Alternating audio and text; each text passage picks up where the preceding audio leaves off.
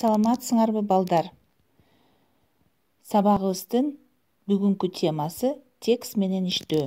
Бүгүн биз сабакта кыргыз тилиндеги жөндөмө жана жөндөмө мүчөлөрүн эске түшүрөбүз, суроолоруна көңүл бөлөбүз, текст менен иштеп машыгабыз. Алгач жөндөмөлөрдү эске салып алалы. Кыргыз тилинде канча жөндөмө бар? Кыргыз тилинде 6 жөндөмө бар.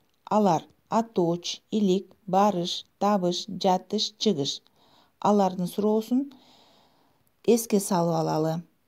Атооч ким эмне, илик кимдин эмненин, барыш кимге эмнеге, табыш кимди эмнени, жатыш кимде эмнеде, чыгыш кимден эмнеден деген суроолорго жооп берет. Балдар, жөндөмөлөрдү маанилерине да карай эске тутуп алсак болот. Атоочтун мүчөсү болбойт. Илик таандык кылууну ойлойт. Мүчөсү нын 16 вариантка өзгөрөт. Барыш кыймылды бирөөнө багыттайт. Мүчөсү га 12 вариантка өзгөрөт.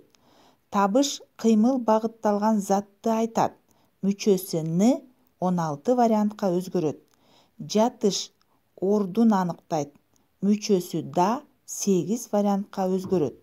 Чыгыш кыймылдын башталышын тактайт. Мүчөсү дан 12 вариантка өзгөрөт.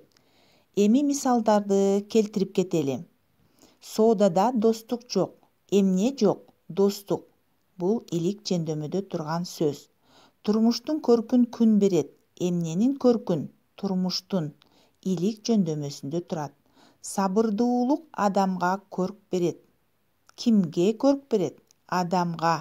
Барыш жөндөмөсүндө турат. Алманы көгүндө жебе. Эмнени? Алманы. Табыш жөндөмөсүндө турат.